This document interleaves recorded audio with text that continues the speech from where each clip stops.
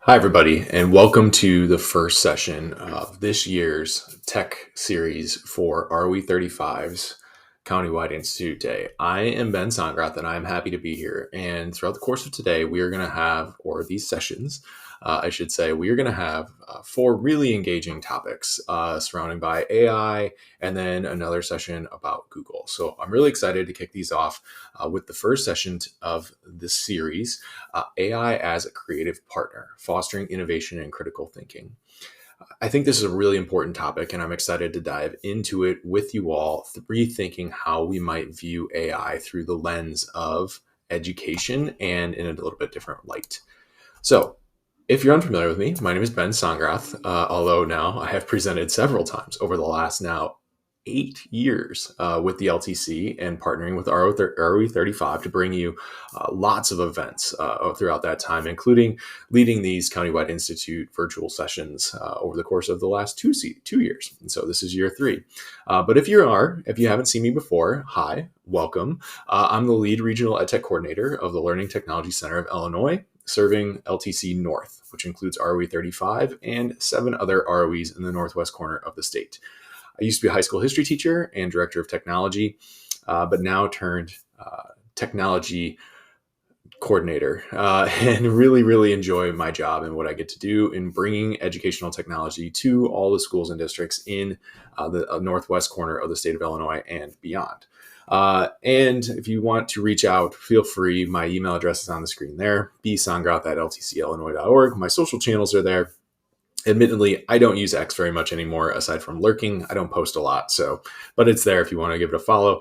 I do post a lot on my Instagram pages, not a lot of educational content. That hopefully will be coming soon when I decide to start another one. But if you're into some golf stuff, follow the golf account. Anyways, then you can see there's my family, my wonderful wife, Rose, my son, Ryder, and my youngest son, Brady. Yeah, they keep me certainly busy. And I used AI to edit that photo too, even though I ended up cropping it out. But I just want to kind of thinking of it as a thought partner and as a creative partner. I did use AI to help remove a whole lot of bird droppings that were on the deck. And then I ended up cropping it, but whatever, kind of fun. So anyways, what are we talking about today? Well, we're talking about AI in this crazy world that is artificial intelligence. So I have to give a shout out to Chrissy from the ROE because she's the one that got me to do my first session on artificial intelligence in May of 2023. And since that time, we have seen this world of AI just absolutely explode to a point that I don't think really any of us expected. Like, we knew it was going to be big. We knew it was going to be a thing. We knew it was going to be busy. But over the course of the last 2+ years now, I've done over 115, almost 130 presentations on just AI, which is really mind-blowing. And I use this image here to kind of showcase this futuristic world, because while we might think that this type of an existence is still far away or maybe never happens, it's truly coming. One of the things that I think is really interesting is I'm looking at purchasing the Meta AI sunglasses, and they have the ability to integrate AI where this woman here is staring at some screens and they're kind of floating, and it's kind of what you can do with the AI glasses and what you're going to be able to do with the Google Lens when they come out. So this kind of future where we have AI integrated all around us is definitely something that we are rapidly approaching, if not already there in a lot of instances. So when we look at it, one of the things that I want to encourage is that we want to look at this as not just a tool, because I think we lose AI's really important integrations and functions when we see it as an automation tool. Now, one of the next sessions that you'll watch as a part of the series is going to be what's new with AI. And I will show you a lot of automation tools. There are great things that it can do where AI is automating our world and automating systems for us. And that's great because that's going to allow us to free up a lot of time and energy and effort. However, when we look at the broader landscape of artificial intelligence, one of the things that I think is important is that we keep in mind that it is a partner in our end goals. And that's what we're going to dive into today. So how can we use this futuristic tool now that'll better prepare us for the future? because we don't know what the next steps are. We don't know what the next iterations look like. But what I can tell you is it's not going to stop evolving, and it's only going to continue to grow and to become more powerful. And it's all about us learning how to harness that potential and harness that power as we're going. So, our two takeaways that I hope you'll get from this first session here is that we're going to just do a quick refresh. So last year we did a whole session on like, what is AI? And you were able to listen to that. So I'm going to give a quick background. Like, we're going to remember what AI is. We're going to do the Lego analogy again, in case you've watched that before. We got a little bit of an updated version of that as technology has evolved, and how my understanding of how these databases evolved, that analogy has evolved. And then we're going to kind of brainstorm, what does it look like as a thought partner in the use of education? Okay, so that's going to be our goal. And this actually frames the next three sessions, all the sessions that we're doing for the Countywide Institute around AI, is what are these successful ways that we can bring it into education? And I think that's a really important step to understand and to look at. So as we do that, I want to kind of continue to hit on this idea of AI is not just a tool. And I think that's a really important thing. Because when we look at tools, we look at things where we transfer tasks off. One of the things that we lose is the ability maybe to like have a hands-on definition of what the outcome is with that tool, right? So if we just continue to transfer things to AI, the scary part of that is that we lose the ability then to control what the AI creates. And that's not what we want to do. When we look at it as a creative partner, we are working with AI hand in hand to produce something, right? To produce the outcome that we've desired. And that's where it's powerful. Because one of the things that it's good at, if we use it as the partner that we want it to be, is that we are empowering teachers and our students to think differently. Because while we don't want AI to think for us, that's a really important designation. Like, wait, I don't want to just trust everything that AI gives me. What it can do is provide different perspectives quickly and efficiently to us on content that we are developing. So this can be an example here of like using it as a partner where, and I'll show you this example, like I can take and I can upload a presentation that I'm going to give to my students. And I can ask it, did I successfully meet my objectives for this lesson with this presentation? And it's going to be able to read through the presentation, identify the objectives that you gave it, and then tell you, yes, no, here's some areas that you need to improve. Here's some areas that are lacking, and then provide that feedback to you in real time. That's when it's your partner, and it's not just doing it for you. Doing it for you would be like, here's my lesson objectives, create the presentation for me, and then taking that presentation and giving it right to your students. That's not really what we want to do. It can help you create and get a jump start on the presentation, but we also want to be aware that it is there to help us, not just to do things for us, right? And then the last thing is, I think it also has the power and the potential to create this idea of innovation and critical reflection. I'm using it daily to help me spark ideas. Like, I have created some really cool stuff with my 3D printer based solely on ideas that I got in brainstorming with AI on different things. And that's really cool. You know, like it gave me an idea. I was like, oh, I hadn't thought of that. The next thing you know, I've created it. And now it's a physical thing. That's pretty neat. So as we look at the big idea of AI in education, I want you guys to just always consider this. It's not just a tool. We want to look at this as a thought partner in our journey with artificial intelligence and through education. So that's a fun step to take there. Now, the next part in our conversation goes with hand in hand with it being our thought partner. And that's something I'm really, really, really focused on this year is AI and responsible use of AI. And it does really drive in that we need to be responsible users of artificial intelligence as educators, because our goal is to showcase and be a model for our students. And one of the fears that people have is that AI is going to take jobs and going to take, and really I've had teachers say like, is this going to dumb down our students? Is it going to make them dumber? And my response to that is it could if we don't use it responsibly. And so when we talk about it being our thought partner, this goes into responsible use as well, where I want to make sure that when we're using AI, we're using it responsibly. And what do I mean by that? Well, when we talk about using AI responsibly, what we're looking at is we want to make sure we're transparent when we use AI and how we use AI. And this goes to our students, to our parents, to our, other teachers that we're doing this.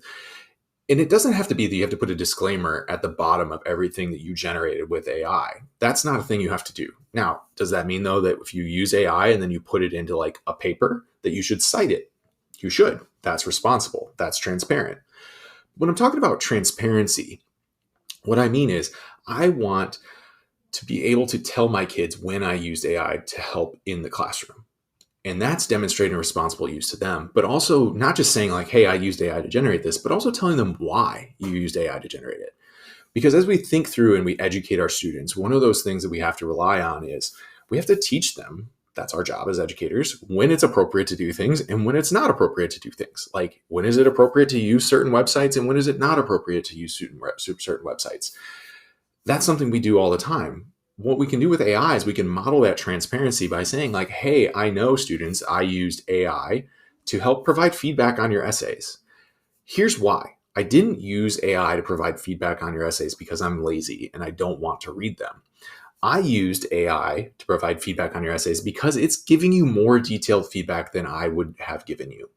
It's able to also give you that feedback in about 15 seconds, whereas it's going to take me 5 to 10 minutes to read every single one of your essays, which means I'm not going to get your essays back to you for 2 weeks.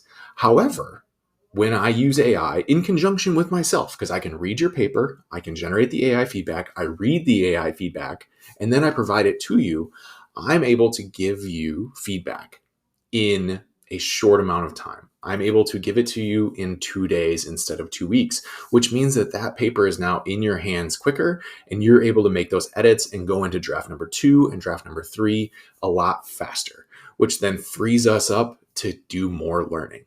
That's transparency, right? And that's what we want to focus on. We want to give the kids that transparency of when we're using AI and how and why, because then we model that to them. So then they see, oh, Mr. Songrat's not just using it because he doesn't want to read our paper. He's using it effectively in his workflow. That's the goal. And then also like using it ethically. That's a big thing, right? Like we want to make sure we model that to students where we're not just passing something off as our own that AI made. Like we have to be transparent in that. Now, it's a big issue right now. Like if AI creates something based on your prompt, is that yours? There are some people that say no. Like if I have AI help me write a song, there are a lot of songwriters that are like discrediting that, saying like, that's not really like the art of song making. And I have to agree, like in certain situations, sure. But also there's some things where it's like, well, no, that's my idea. I just had it help me create it because I don't have the skills to do the thing on my own. And so it's a very touchy subject. And it's one that I don't think is identified yet as like what is appropriate. Like I cannot stand here today and tell you that I think one way or the other on those topics because I just truly don't have an answer for that yet. And I think that'll be decided in the future. Now, as a part of this responsible AI use, we also have to understand that it's not all that we don't have to use it all the time, right? Like it's not something we should use all the time. I'm not going to let it write every email back for me. But in certain situations, it might be helpful for me to have it respond to an email for me. You know, I have an automated email setup where like if I have somebody reach out about AI presentations, I kind of have a go-to like, hey, here's the email, respond for me and tell them that I'm busy or that I have these other resources available and I have AI write that email and that response. That's fine. But like, I don't want it to be an AI agent that's sitting there and responding to every email for me. Or maybe I had one the other day where I was a bit frustrated when I got an email. And so I just had AI check it for me. Like I wrote the email myself and then I put it in and I asked it like for tone, like, does this come across as unprofessional? Is this okay? And it said it was fine. You know, it said I was mildly passively aggressive, but I kind of wanted to be in that situation. So in that case, I was using AI, but I wasn't letting AI write it for me, right? And that's, I think, important because we don't need to use it for everything. Like this is still a very important tool. And that's part of that thought partner, right? Like when we're using our brain still to create, that's the important situation here, right? But we're using AI maybe to help us get there. So when we think about responsible AI use, That's what we're talking about. We want to make sure that we're using AI responsibly, that we're modeling that responsible use to our students, and that we're still evaluating critical thinking, and we're still going through and making sure we're critical thinkers in our AI journey. That's the big picture idea here as we go through this and we use it in education. Now, I'm also going to point out that I know there's some districts in the ROE 35 region that might be watching this that are not Google schools. And so when I'm talking through these AI tools over the course of the next couple of sessions, I want you to know that if you're a Microsoft school, Copilot does almost all of these things, if not some of them better. I will be focusing mainly on Gemini for a lot of it, but you can just substitute out Copilot and Gemini. So every time I say Gemini, think Copilot, because that's Microsoft's AI tool. Also, if you're interested in using ChatGPT, that's great too. But I will caution you, one of the things that I always encourage, if you're a Google school, you should use Google Gemini. If you're a Microsoft school, you should use Copilot for your school work. And that's because as a part of that responsible AI use, we want to make sure we're being responsible with our data and we're making sure that our data is protected. So when our students are using these tools eventually, because they will be able to, but also when we're putting student information in, it's not getting taken by big tech. And so one of the things that I always like to show is when we are using artificial intelligence and if you're using ChatGPT, there's an important thing here, because down here, if you look and click on your logo or your avatar in the bottom and you go to settings, you're going to see that there's a option for data controls here. And at the very top, it says improve the model for everyone. That is actually defaulted to on, which means that if you put anything into ChatGPT, they could, in theory, say, thank you. We appreciate that. We're going to use that to train our models. So when we get to our analogy here with the Legos, they can add that to their Legos that they're building from. So when we talk about selecting the right tools and making sure we're using the tools responsibly, I want you to use the tool that's approved by your district. And if your district approved ChatGPT, that's great. If they've invested in it, that's awesome. Gemini has enterprise level data protections for education accounts, and Copilot does too, as far as I'm aware. So when we talk about these tools, that's another part of the responsible use. You can use ChatGPT for schoolwork. Just make sure you're being careful about what you upload, right? And similarly, even in those data protected worlds and environments, you want to be careful. I still don't really trust that they won't maybe take it or something like that. So if I'm uploading a spreadsheet with a bunch of student names, I'm going to remove the last names from that column, because they say they're not listening to us, and yet, my wife and I have a conversation about something, and next thing you know, I've got a targeted ad on Instagram for it. So it's big tech. Be careful, right? And that's a big part of responsible use as well. So as we look at the tools over the course of the next few sessions, I want to make you aware of that and make sure you're using the right ones and sourcing them responsibly.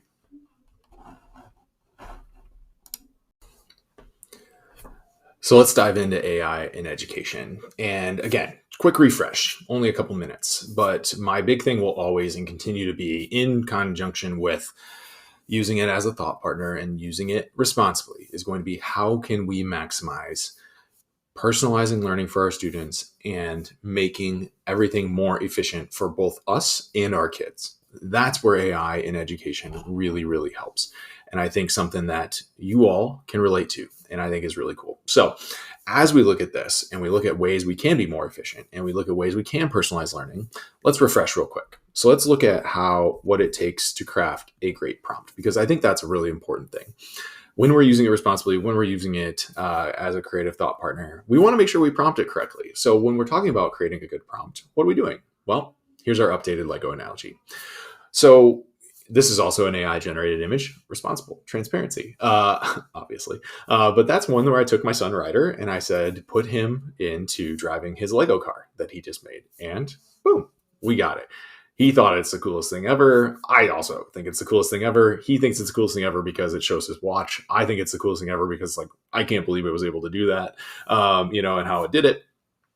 regardless, when we talk about prompting, what we want to make sure is we are building a prompt correctly, that we are telling it what to do and efficiently telling it what to do to make sure that our experience is what it should be, and that we don't have to spend lots of times going through and telling it to do something different.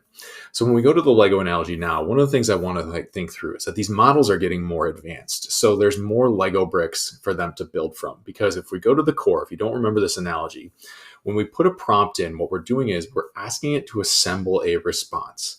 And it's assembling its response based on all the pieces of data that it's been trained on. And all of those data pieces can be thought of as Legos. And so when we're looking at this, though, I want to update the Lego analogy a little bit.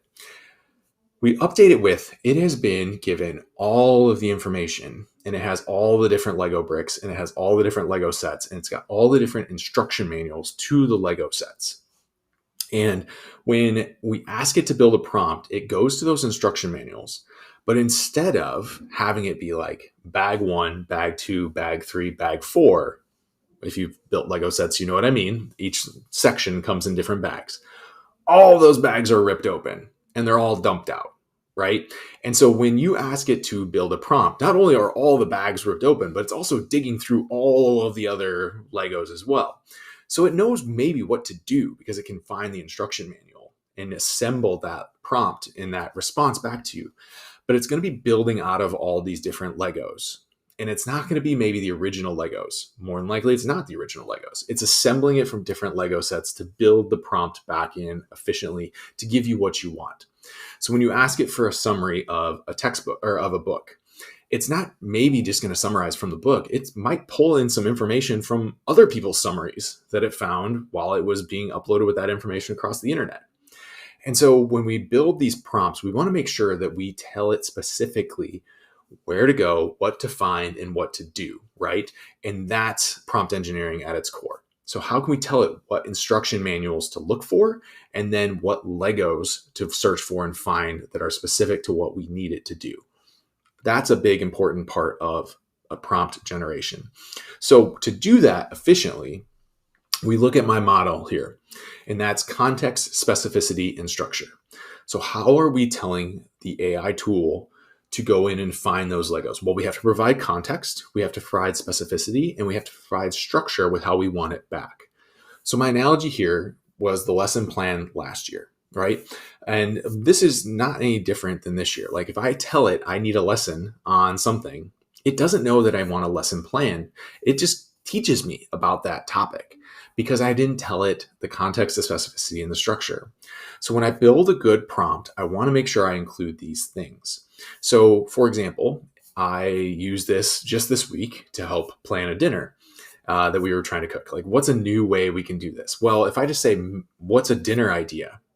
It gives me a dinner idea, but like it's going to give me a bunch of ingredients that maybe I don't have access to. So I had to be very specific. I said, I want a quick Italian dinner that I can make with chicken and very limited ingredients, and I have this much time to do it in. And it gave me one, but it like had spinach as a part of it. I was like, shoot, I don't have spinach. So I had to be more specific. I was like, I want it to be a pasta-based dish, and on and on and on, right? That's important. Like, you get things that you don't want when you don't tell it what you want. It's like talking to another person, right? So we want to provide context, specificity, structure. And that's the important thing here, right? I'll give you a personal example. As you're watching this on October 10th, hi from Hawaii, because that's where I am. It's my anniversary. It's my wife and I's 10-year anniversary. And I'm probably on a beach right now. It's not in my office here in Sterling. But when I was planning my trip, like right now, I'm using AI to help me with that. And I like to tell people, my wife, she wants to go on a bunch of hikes while we're there. So if I just used AI and I said, I need a list of the 10 best hikes in Hawaii, that's not a good prompt because I didn't use context, specificity, and structure. The first hike it gives me when I do that is on Maui. We're on Oahu. That is not a helpful prompt. The second hike it gave me was on Kauai. Also not helpful. Or Lanai, one of the islands. We're on Oahu. Not helpful, right? So by asking it the right prompt, I get a better response. So my prompt should have been, or was, I need a list of the 5 best hikes within 20 minutes of Waikiki Beach. that have a waterfall at the end of them and are under 5 miles round trip, because this isn't a fitness vacation. I just want to see the waterfall and get back. Okay, I didn't include that last part, but like within like 5 miles is important because I do not want to walk longer than that on this trip. So that's providing context, specificity, structure. That's important, right? So what are some ways that we can use AI in some clever prompt ways that are kind of like that thought partner, that we go through? So we're going to go through this really quickly because I don't want to spend too much time on this because there's a lot of other things we want to cover throughout the course of this. But one of the things is, if you're curious, like, how do I do this? You can simply ask the chatbot for prompts. I find that the best way to use AI as my partner is to ask it what I'm supposed to ask it. Like, hey, help me design this prompt. Like, what's a way I can make this prompt better? And you get a tremendous idea from AI on how you can craft that prompt better. One of the things you're going to see in the next video, one of the next videos, is using Gemini gems. And I tell you what, I have created some really good gems, and then I ask Gemini to help me refine them, and it just goes above and beyond and puts things in there that I would have never considered. And so when we ask the chatbot for gems, what's really helpful there is it's able to then identify different things for us, right? Like how it's going to say, like, what are you trying to accomplish? Like, it starts asking you questions, which is really cool. And by identifying right off the bat, like, I am a teacher, I teach these classes, this is my subject level, telling it that information allows it to tailor prompts specifically for you. And then you can take those, copy them, put them into a new chat, and you get more out of the chatbot. So you're essentially working in conjunction with the chatbot to narrow the Lego set down. And that's a really, really helpful strategy. So one of those things when we're asking it to be a partner is simply asking it, like, hey, how would you do this? And it becomes your partner in the mission, which is pretty neat. Now, another way that you can leverage this is to rewrite for tone and audience. And this is one that I think is really, really important. Again, helping you understand how you're crafting its responses and having it work back and forth with you. So when we're doing this, what we're able to do is ask AI to help rewrite certain things that we do, or reframe certain ideas or prompts for the audience that we're doing. So this is where it's important to say, like, I'm developing this for 5th graders. I'm developing this for high school students. I'm developing this to share with my community. Those are all audience setters and tone setters. So if you're creating a flyer for your school's homecoming game, like, you want to say, this is for our social media page, because then it knows to write it for your social media page. And that's important because then it takes on some of that perspective for you. And then we can use this as a learning, teachable moment, because then when you read that, you're like, oh, I see how it phrased that for this audience. Then file that away as a part of your critical thinking to be able to do that better on your own the next time, which I think is really cool. And then this also helps with differentiation, where we're able to identify how to do these things with our students in a better, more efficient way. So rewriting for tone and audience, super cool and super powerful in using it as a thought partner.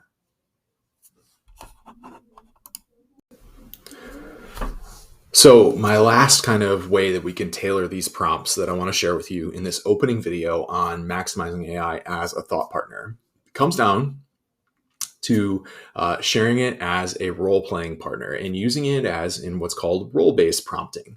Again, responsible use, creative thought partner, all part of this, right? And what's neat about role-based prompting is that we can tell it who it is, and then it will sound like that when we're engaging with it. So it's similar to rewriting for tone and audience, except when we have it rewrite for tone and audience, what we're doing is we're asking it to rewrite what we've already created, or reimagine what we've already done for a different audience. With role-based prompting, we're asking it to take on a sort of persona or understand who it is when we're engaging back and forth with it. And this is really fun.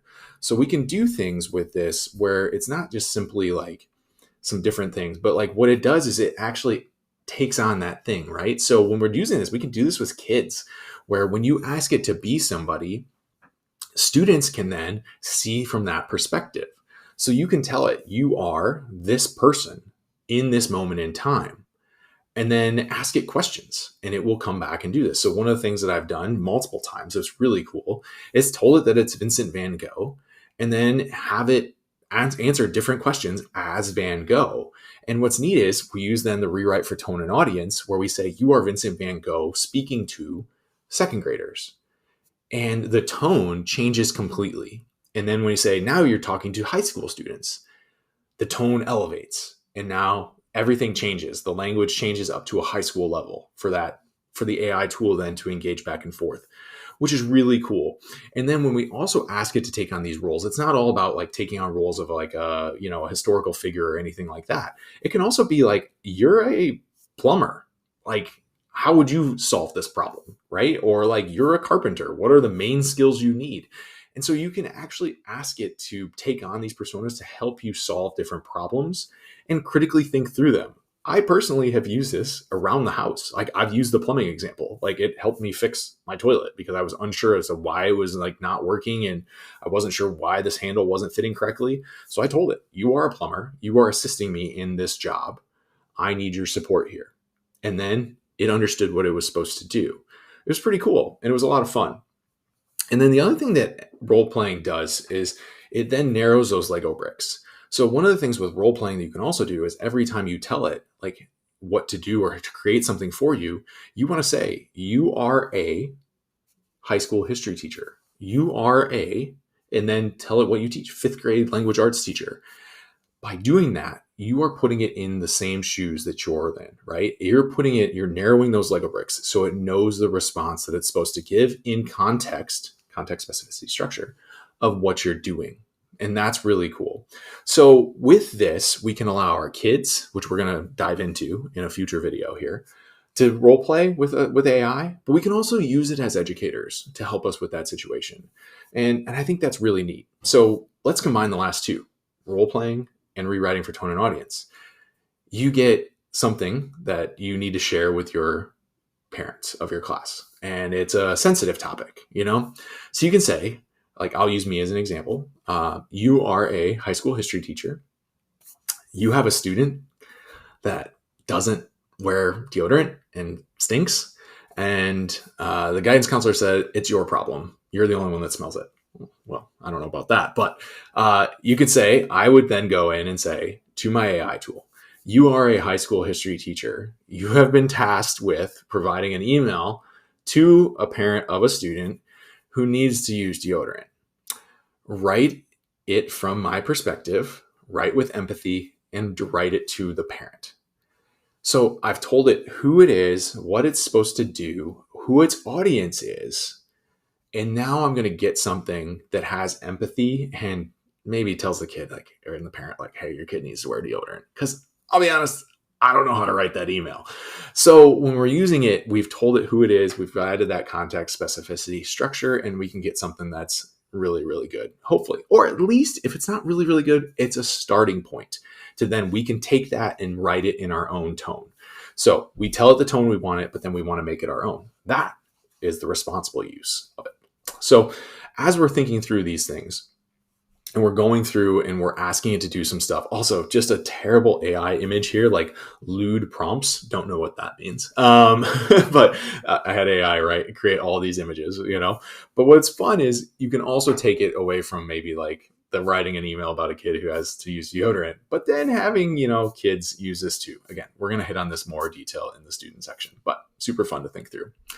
So as we wrap, I just want to highlight this one last time, at AI as a thought partner, and just kind of wrap up with these kind of different ways that we can kind of consider AI as a thought partner.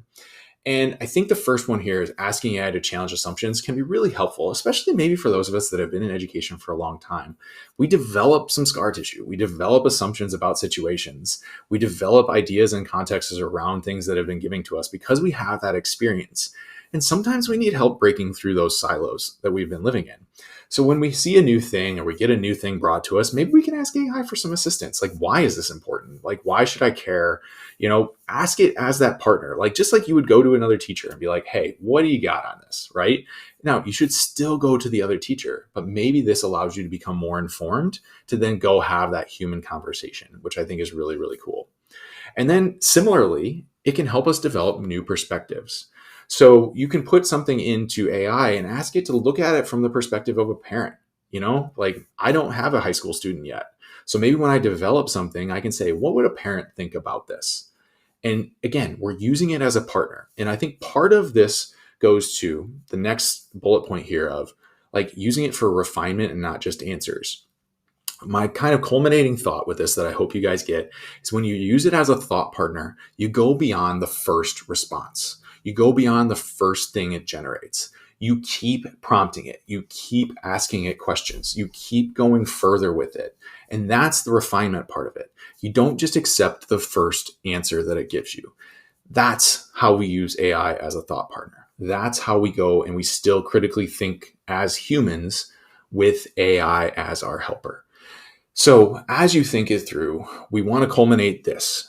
AI can be our assistant. AI can help us so much, but only if we're using it effectively, only if we're using it responsibly, and only if we're helping it inspire our creativity, our critical thinking, and moving forward as humans.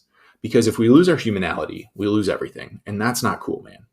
Right? Like we want to still maintain all that. I'm not ready to be in the WALL-E world where I'm just floating around and I'm unable to walk and I'm just zoned in on my chair and robots are doing everything for me. But what I am ready for and what I've experienced over the last couple of years is being able to use this technology to be more creative, to be a better critical thinker. And that is what we can use this for. So hopefully you get some cool ideas out of this session, and hopefully you'll stick around and you'll watch the next 2 videos on AI where we explore some really cool use cases and topics. So thanks for watching this video. And as always, if you have any questions, feel free to reach out and have a great day.